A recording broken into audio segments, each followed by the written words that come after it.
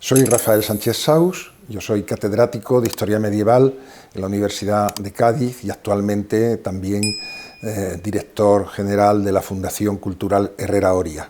Lo que me gustaría hablar con vosotros en este momento pues es sobre el concepto de nación española y concretamente sobre cómo se ha ido formando la nación española en la historia. Los biólogos más avispados detallan un crecimiento inusual en el número de avestruces. Sus rutas migratorias parecen haber evolucionado, lejos de los tigres y baobabs de la sabana africana.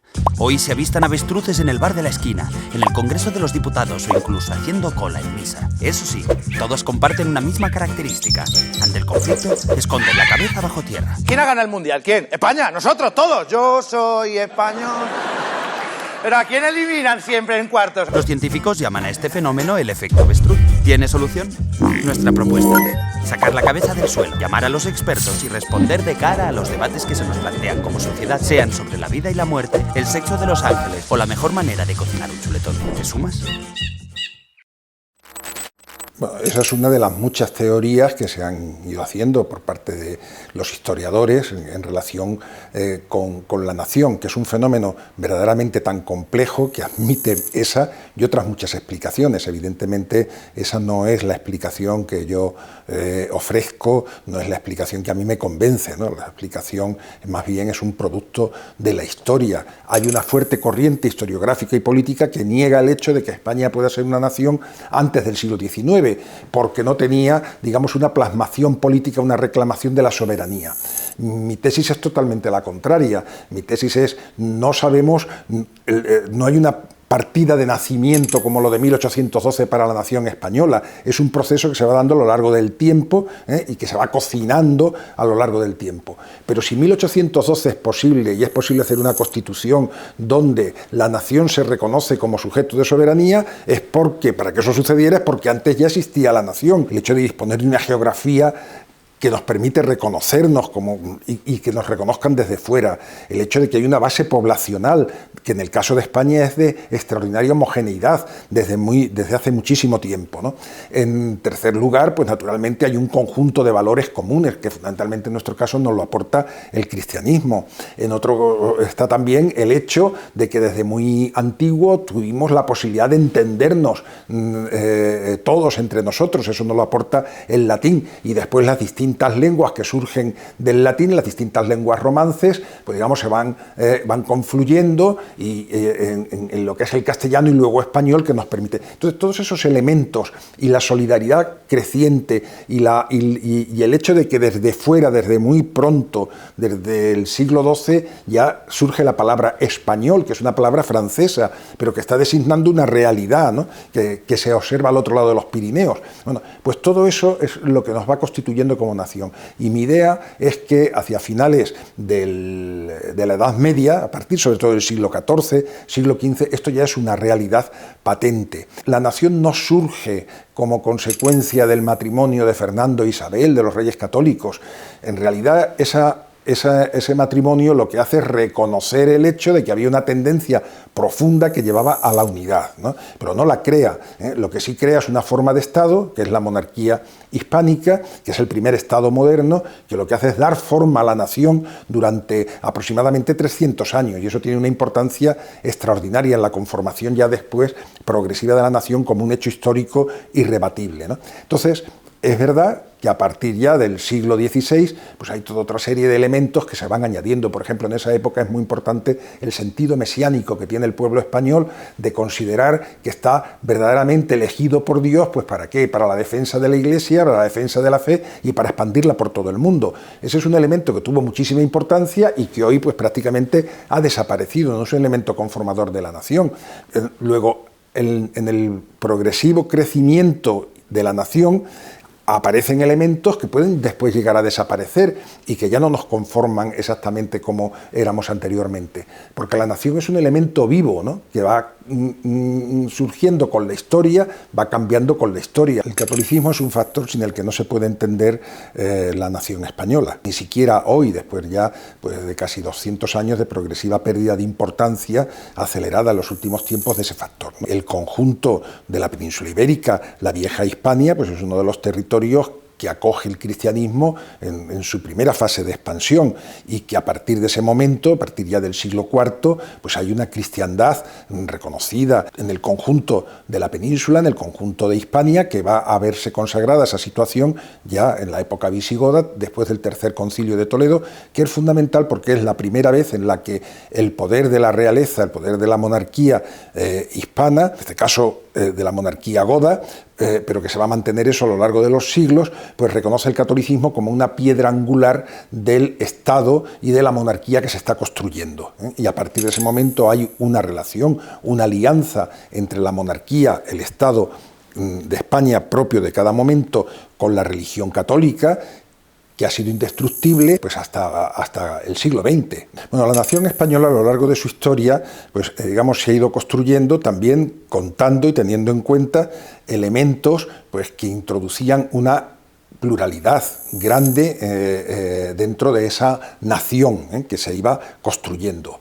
Es fundamental el hecho de que la reacción frente al poder musulmán no se realiza por una única monarquía, por un único núcleo de resistencia que agrupase a todos los cristianos de ese momento, sino que surgen distintos focos que van adquiriendo también su propia personalidad, sus propias monarquías, y que se van, digamos, enraizando en determinados territorios. Y eso es muy importante porque las sucesivas uniones dinásticas que hay que decir que siempre fueron pacíficas y no producto de la conquista de unos territorios cristianos sobre otros, eso se hizo respetando esas realidades, esas personalidades.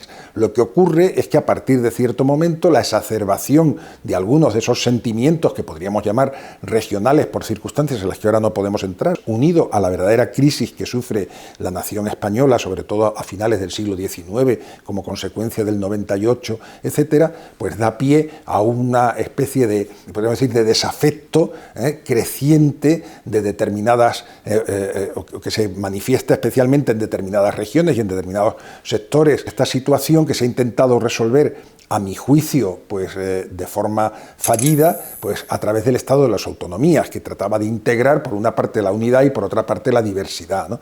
Sin embargo, lo que hemos visto es que a partir de ese momento y a partir del año 78, progresivamente ha ido primando el elemento de discusión y de separación del concepto de unidad. Una nación no se explica por lo económico, una nación no se explica pues como una red de intereses. Es mucho más algo que apela no solamente a las ideas, sino también al corazón de la gente. Tú te sientes vinculado especialmente a los miembros de tu nación, aunque estés abierto a los de otros, y no tienes por qué sentir hostilidad hacia los demás, pero naturalmente tu solidaridad primera es con los tuyos, ¿no? Entonces, eso es lo que verdaderamente funciona. ¿Por qué se quiebra eso? Pues se quiebra eso cuando se va produciendo una sensación, digamos, de desafecto, de yo no soy como esos. Pero todos confluyen en una especie de ruptura del vínculo sentimental con la patria común, y por lo tanto con la nación común. Y a partir de eso, pues podemos ya rodearlo de lo que queramos, especialmente de lo que solemos rodearlo es de una historia ficticia, inventada, que lo que hace es romper los vínculos con esa otra parte que ya no nos interesa y privilegiar a través de esa historia aquello que sí nos interesa, que es ese otro reducto, ¿no?, que es el que consideramos la nueva nación. Ya estemos hablando del País Vasco, estamos hablando de Cataluña, estamos hablando de Galicia, y esto está sucediendo en toda Europa, en otros sitios, ¿no? Hay un sentimiento especialmente que se puede manifestar de dos maneras. En unos casos es de agravio, los que consideran que han sido maltratados, ¿no? Otros sentimientos que quieren construir una nación alternativa a España, la nación común, pues lo que es un sentimiento de superioridad.